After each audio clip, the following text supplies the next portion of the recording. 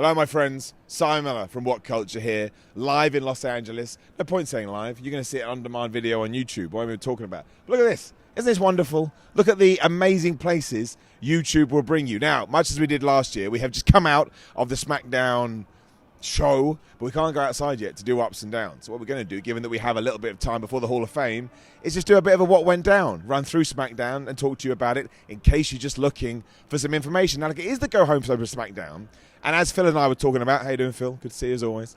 We thought this last year too. The SmackDown go-home shows had started to feel like we'll just tick some boxes and we'll have a good time. Nothing wrong with that, but I kind of feel like the electric angles happen on Raw.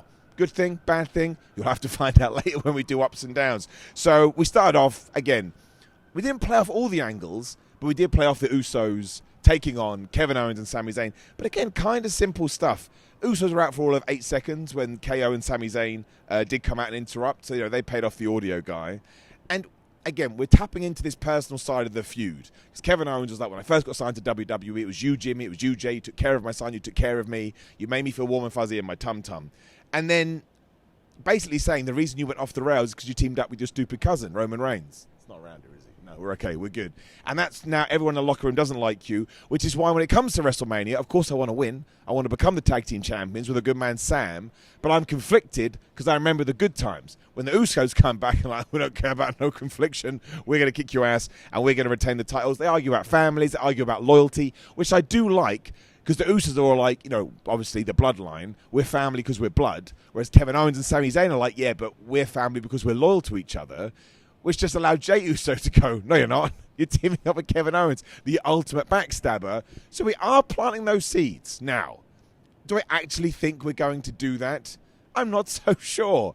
And I kind of feel like the chaos carnage side of me that wants to watch the world burn, I think we should do it. Right? I'm saying it right now. I think Kevin Owens and Sami Zayn should lose at WrestleMania because Kevin Owens screws Sami Zayn. Who cares? I'll be dead one day. Let's have some fun with it. And that was pretty much it. But Jay did say that. Jay did say, I bet he stabs you in the back. So we'll have to wait and see. Maybe it's just like a red herring.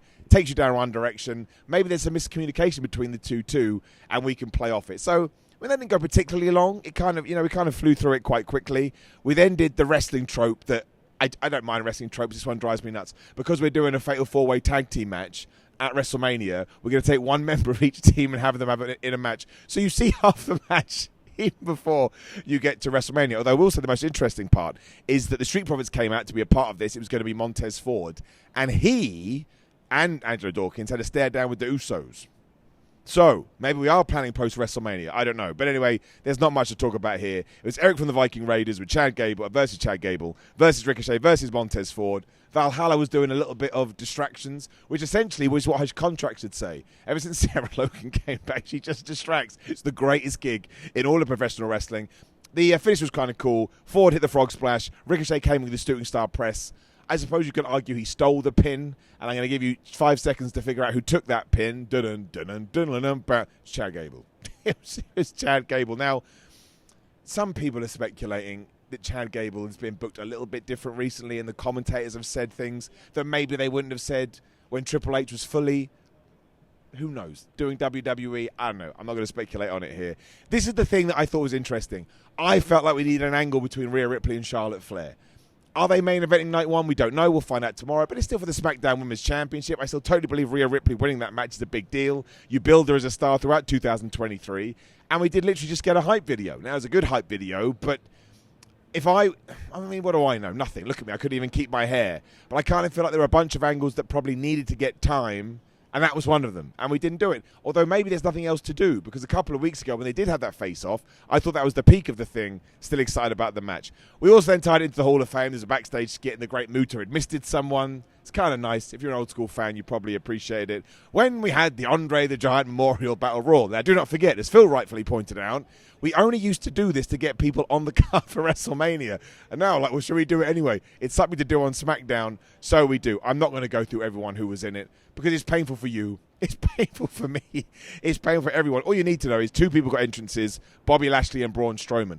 Although, actually, when it came down to the final 3, Bronson Reed was in there as well. So, I don't know how that's going to work. But the story of this is that LA Knight in LA, maybe that was why, but I don't think so, super over. And when he was chucked out by Bronson Reed, the heat that man got. So, if we do not have plans for LA Knight post-WrestleMania, I would be surprised, because he came out of the Bray Wyatt feud relatively unscathed. He's only had one big win, which is against Rey Mysterio, when he won with the most devastating move in all of sports entertainment.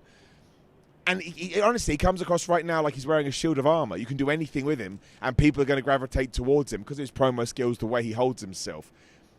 He probably could have won here, and I think that would have been cool, but of course it was Bobby Lashley's night.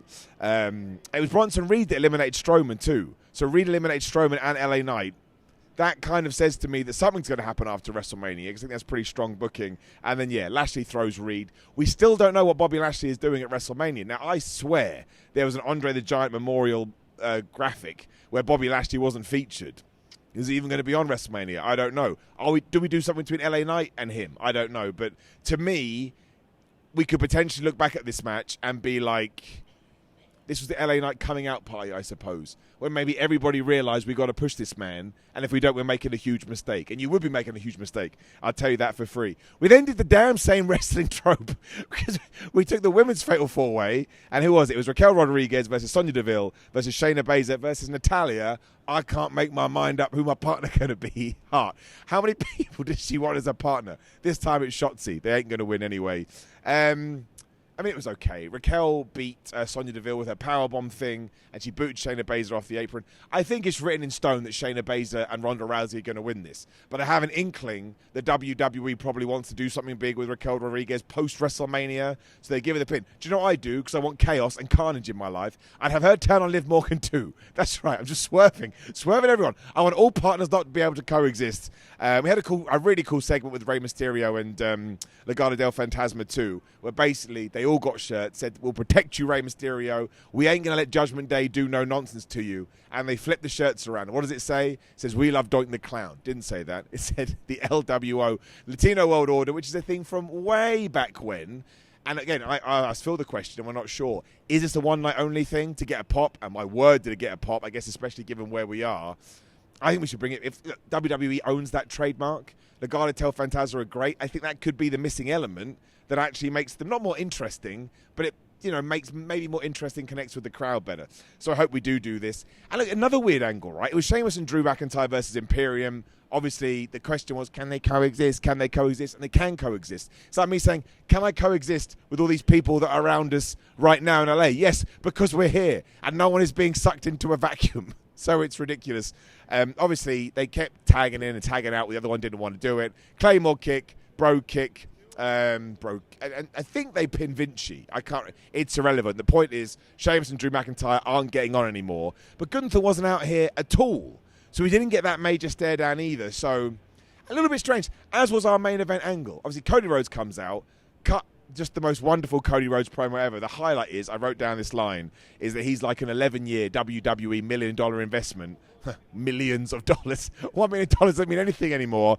And he only paid off in year 8. It's a good line. Shooting cowboy, as he said. Cody Rhodes is the guy. He's the successor. He's the next WWE champion. Roman Reigns, I wrote it down, then took 3 minutes and 31 seconds to get to the ring with only 8 minutes remaining, and basically said, I don't want the crowd to acknowledge me. I want you to acknowledge me, Cody Rhodes. And that was the end of SmackDown. Now, it was fine. It was good. Roman Reigns and Cody Rhodes obviously both have star presence, and I'm pumped for that main event because we're not 100% sure who is going to win. Did I think it could have a little bit more oomph? Potentially, yes. But it did the job. And I mean, I actually predicted, I thought they were going to get into the brawl because we didn't do brawls throughout this show, but maybe it's good. There are a lot of brawls in professional wrestling. So that was SmackDown. It sets up WrestleMania in the way that it needed to. I'm still very excited for the show. So, I mean, this is irrelevant if you watch this on a Wednesday, but Phil and I are now going to go back in and watch the Hall of Fame. Then we'll do live ups and downs. We appreciate you. It's nice being outside as opposed to last year when we were stuck in an elevator shaft. Go back and watch that video. It's very funny. Like the video, share the video, subscribe, leave a comment below. Make sure you enjoy all of our content over WrestleMania weekend. And we appreciate every single one of you. See you soon.